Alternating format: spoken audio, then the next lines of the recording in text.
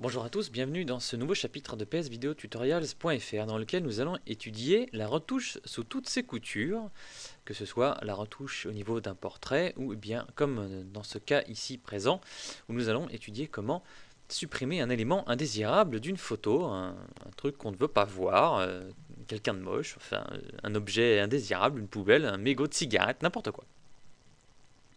Alors la première chose à faire consiste à dupliquer le calque de notre arrière-plan pour pouvoir déjà le retravailler, puisque vous voyez que là il est verrouillé, et aussi pour ne pas retravailler directement sur notre sujet principal, faire une copie de sauvegarde, ce qui permet de revenir en permanence à notre image de départ si jamais finalement on a changé d'idée et qu'on ne veut plus faire ce qu'on est en train de faire. Alors, pour dupliquer un arrière-plan ou un calque, je le tire jusqu'à cette icône ici, et là il est dupliqué. Il y a une autre méthode plus rapide que je vais vous montrer.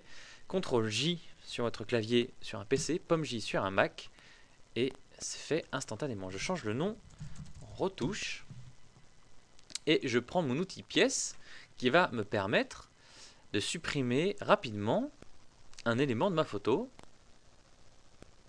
Ici cette chose là.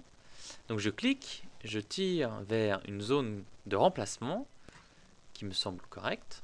Je lâche, Photoshop travaille, et CTRL D ou Pomme D pour désélectionner, et vous vous rendez compte, effaré et atomisé, qu'il reste une zone de bleu absolument immonde.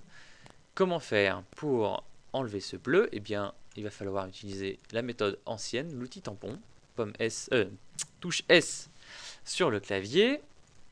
On prend un outil tampon assez gros, et on vérifie qu'on est en opacité à 100%.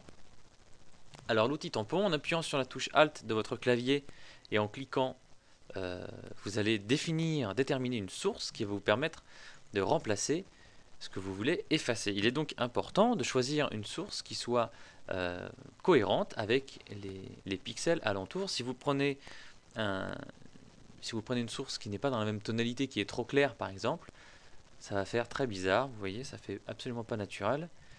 Il faut donc bien choisir quelque chose qui soit dans les mêmes tonalités. Donc le plus simple, c'est de prendre au plus près de la zone à éliminer. Et quand on clique, on fait plusieurs clics et non pas un seul et long clic, et on choisit plusieurs sources. On change de source en permanence pour créer un effet plus aléatoire et donc plus naturel. Voilà, alors on fait aussi attention de ne pas avoir de répétition dans notre image. Là on en a une, il va falloir donc remédier au problème. Et bien comment faire? Je vais cliquer dans une zone ici et je vais repasser. Voilà. Je vais cliquer également ici. Le but c'est de faire vraiment des mélanges, que ce soit à peu près réaliste. Là j'ai encore créé une répétition, je l'efface. Alors pour voir où on en est, il faut reculer, n'est-ce pas? Il faut prendre du recul. Donc on double-clique sur l'outil main. Et là on voit qu'on n'est pas trop mal. Mais il y a encore du travail dans cette zone-là. Alors on zoome à nouveau, CTRL plus ou Pomme plus en fonction de votre ordinateur.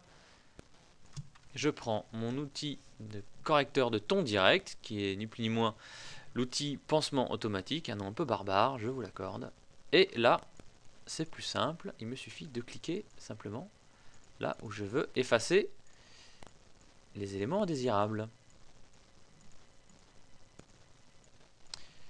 Nettoyer une image de toutes ces poussières, de tous ces éléments indésirables, c'est la première étape indispensable à faire dans un processus de retouche et d'amélioration de photos dans Photoshop. Vous pouvez toujours le faire plus tard, mais ça vous demandera plus de travail, et finalement, avoir une image propre au départ constitue un gain de temps par la suite, et puis ça vous permet d'avoir l'esprit au clair et de travailler tranquillement avec la créativité qui n'est pas dérangée par des éléments indésirables. Voilà, donc là on en a à peu près terminé, on recule, l'image est propre, on va pouvoir passer à la suite. Enfin dans notre cas on va pouvoir passer à une autre vidéo sur les retouches, et maintenant c'est à vous de jouer.